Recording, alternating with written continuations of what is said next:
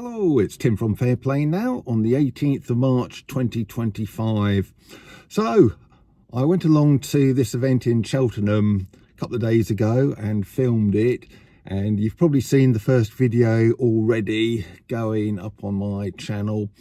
And I tell you what, it was an absolutely fantastic event, very eye-opening event, and not all doom and gloom. There was a little bit of doom and gloom, but there was also a lot of positivity, a lot of solutions. So there's a lot of people out there working on these solutions as well. So what exactly are these problems that we're facing, and what are the potential solutions?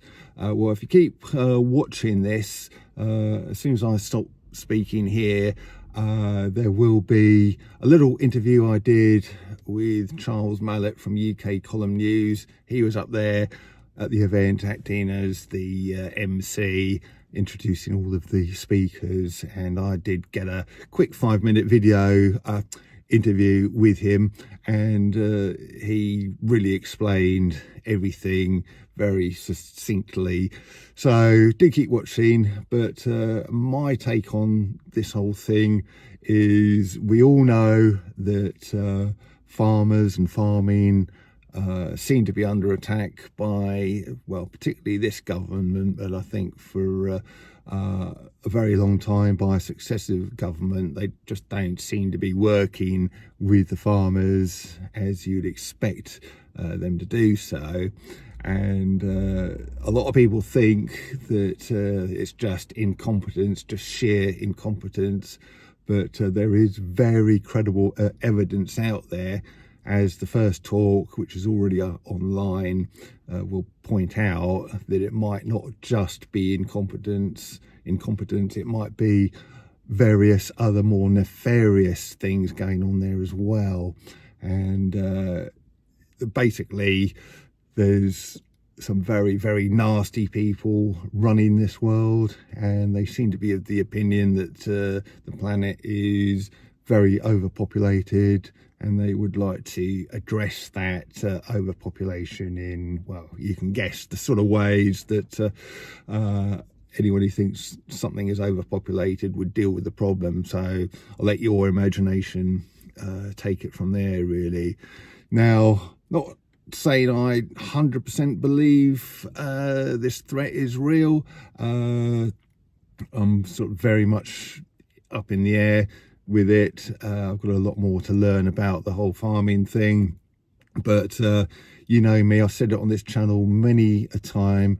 If these things are true, or even if there's just a 1% chance that stuff like this is true, I work on the 1% rule, as I call it, because these things, these threats, or apparent or perceived threats, are so dreadful and terrible that even if it's just a 1% chance they're true, you've got to check it out, and you've got to do a lot of examination to see what the problem is and see what the possible solutions to the problem is. And food security does seem to be concerning a lot of people. The first speaker, Sandy Adams, she has got some very, very credible evidence, which once you've seen it, I would suggest you'll probably conclude that there's something more than a 1% chance this is true, quite a bit higher than that. But like I say, it wasn't all doom and gloom on Sunday. It was a really great, positive event. And after Sandy Adams, there's various other speakers. I've filmed them all, so those videos will be coming out over the next few days. I'll try and get one a day out, or maybe one every 2 days, but they will be coming very shortly. I need to get these videos done and out because it's such an important subject, and they need sharing far and wide. So even if you don't normally share my videos, if you share these ones, it's not me speaking, it's these very, very credible people, because this message needs to come out. But there are other people who are organising food hubs and this sort of thing, and there are plans afoot to support farmers directly, to buy food from farmers directly, from members of the public I'm talking about here, of course.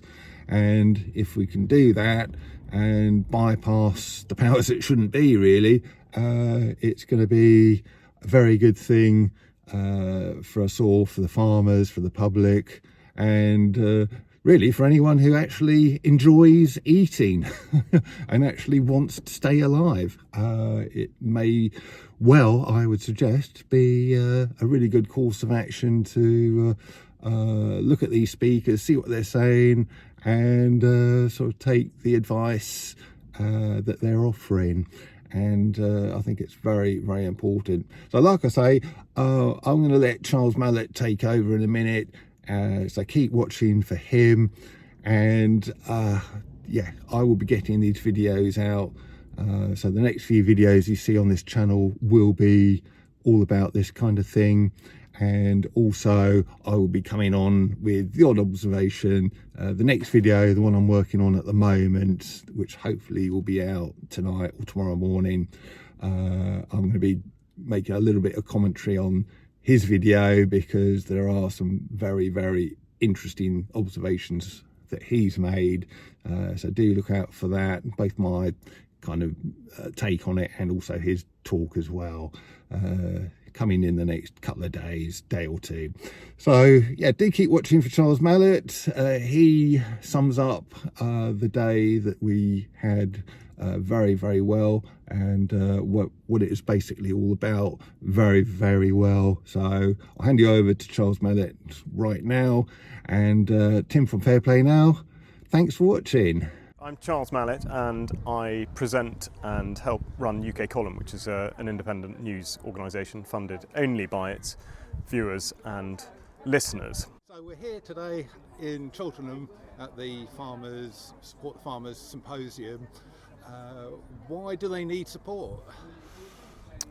I think they have needed support for an awfully long time, and I think it's a common misperception that it is the government that needs to support them. I would say that the government has long ago been subverted by corporate interests and has no real intent to help farmers, and I think has sought to bamboozle them with climate alarmist propaganda in order to set the conditions for corporate takeover, not just of the land, which we're certainly seeing, but also of the food system. And of course the consequences of that in effect play out the very doom-mongering that we are hearing about. We're hearing about devastation to species and the environment at large, but that's actually as a result of the industrialisation of farming, the over-chemicalisation, the use of pharmaceutical products where they're not necessary, the intensification, and then of course the effect on the human system via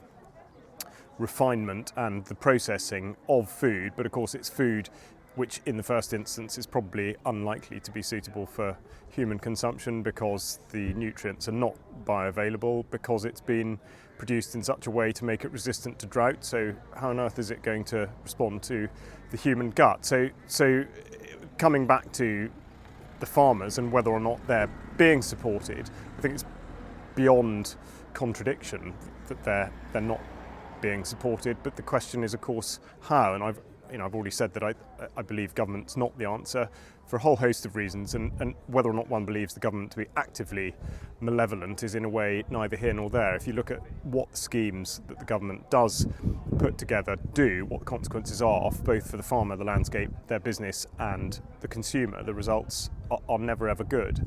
And why on earth, after decades of this, would we believe that suddenly it's going to be turned around by government? But of course the critical part is that the relationship between the farmer and us, the consumer, has been willfully broken. It's been separated to such a degree now that most people don't even consider where their food comes from.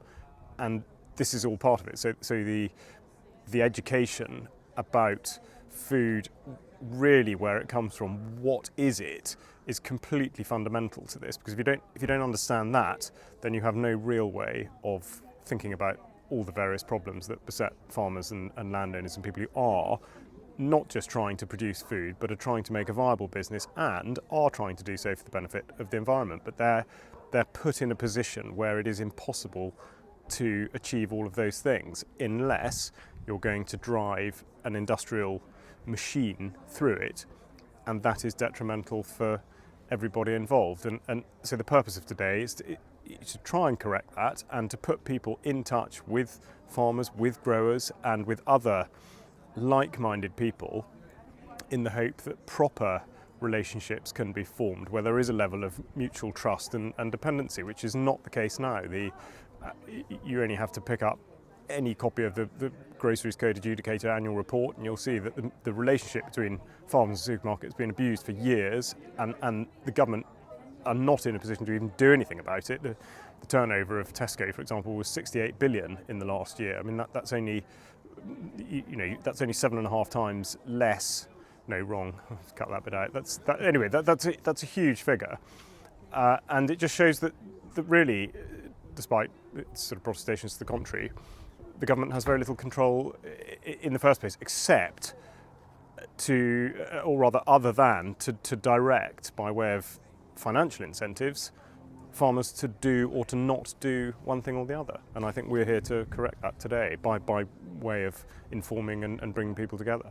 It sounds like a very important day indeed, and looking forward to the afternoon. We're only halfway through it. We are only halfway through, yeah. And I think the response has been absolutely fantastic. We've had 3 presentations so far, each of which have, in their own right, been phenomenal. And I think a lot of people here come with a great foundation of knowledge. But it's always super to hear from people who, one would say, an expert, people who've really dedicated time to researching a specific area and have stripped away all the lies, the propaganda, and the unfounded nature of many of the things that are put in front of us. So I think people already have learned a lot. But it's not just that; it's the dialogue. We're on a lunch break now. People are out there talking to each other. I mean, this is where relationships are formed, and a lot of people who have attended this gathering today are in a position to do something. They are in a position to change things. We've got a lot of farmers here.